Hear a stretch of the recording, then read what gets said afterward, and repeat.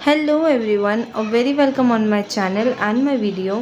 तो आज का टॉपिक थोड़ा सा सेंसिटिव है क्योंकि आज मैं अपने बेबी का एक फ़िज़िकल प्रॉब्लम आपसे शेयर करने वाली हूँ। ये मेरा बेटा है मोहम्मद अशरफ और ये अभी 5 मंथ का हो चुका है और ये प्रॉब्लम उसे बर्थ के टाइम ही हो गई थी। तो एज़ अ मॉम मेरे लिए बहुत ही ज़्यादा डिफ़िकल्ट था, बहुत ज़्यादा सैड मोमेंट था जब मुझे ये बात पता चली कि मेरे बेबी के हार्ट में होल है और वो भी एक नहीं 2 होल थे। बट एक होल काफ़ी छोटा था जो कि उस टाइम ही 1 महीने में ठीक हो गया था। कैसे हुआ था कि मेरा बेबी थोड़ा प्री मैच्योर बॉर्न हुआ था, 35 वीक्स में बॉर्न हुआ था और बॉर्न होने के बाद उसे कुछ दिन NICU में रखना पड़ा। बट NICU में रखने के टाइम जब वो रोता था, जब उस क्राई करना स्टार्ट होता था तो उसके जो हार्ट बीट है वो फास्ट हो जाती थी, बहुत ज़्यादा 200 तक चले जाती थी उसकी हार्ट बीट। तो चेकअप्स हुए और 2D को करवाया गया जिससे पता चला कि बेबी के हार्ट में 2 होल हैं। वो मोमेंट हमारे लिए बहुत ही ज़्यादा मतलब मैं बता भी एक्सप्रेस भी नहीं कर सकती कितना ज़्यादा उस टाइम हम लोग सैड हो गए थे। एक तो वैसे बेबी 9 दिन NICU में था, मुझसे दूर था और मेरी आँखें तरस गई थी उसे देखने के लिए। और जब ये इस बात पता चली तो ऑफ कोर्स हम बहुत ज़्यादा सैड हो गए थे। और उस टाइम डॉक्टर ने कहा था कि जो एक होल है वो काफ़ी छोटा है, वो 1 महीने में खुद से बंद हो जाएगा।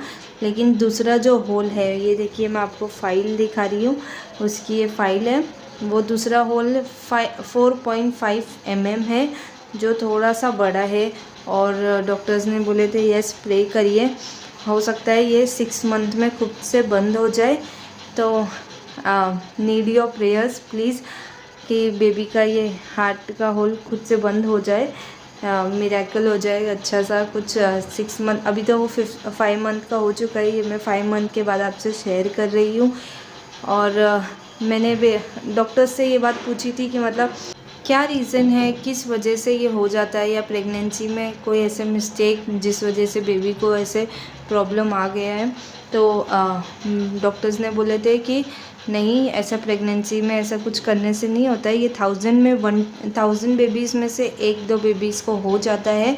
और एक रीज़न ये भी होता है प्रीमेच्योर डिलीवरी, प्रीमेच्योरिटी की वजह से भी हो सकता है ये। क्योंकि मैंने अपनी प्रेगनेंसी में काफ़ी सारे सोनोग्राफीज़ करवाई थी, regular sonography, NT scan, anomaly scan, सब में सब कुछ नॉर्मल आया था, heart and all everything was normal.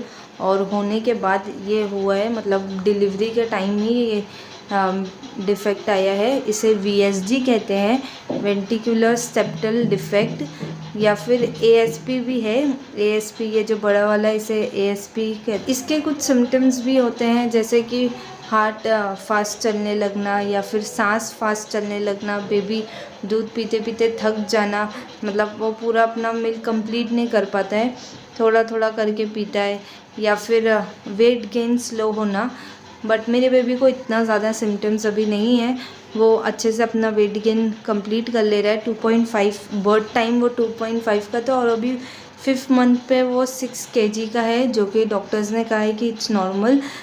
तो उसका वेट गेन तो नॉर्मल हो रहा है, बट अभी जो सारे सिम्टम्स भी है जैसे सांस फूलना, वो उसे सिर्फ 1st मंथ होता था, अभी नहीं हो रहा है, अभी धीरे धीरे करके ठीक हो रहा है और ऐसे कोई मेजर सिम्टम्स भी नहीं दिखाई दे रहे। तो अभी फ़िलहाल तो वो काफ़ी बेटर हो चुका है। बस इंशाल्लाह 6th मंथ का हो गए ही तब हम सेकेंड 2D को करवाएंगे, जैसे कि फाइन में सजेस्टेड है कि आपको सेकेंड 2D को वापस से करवाना है 6 मंथ के बाद।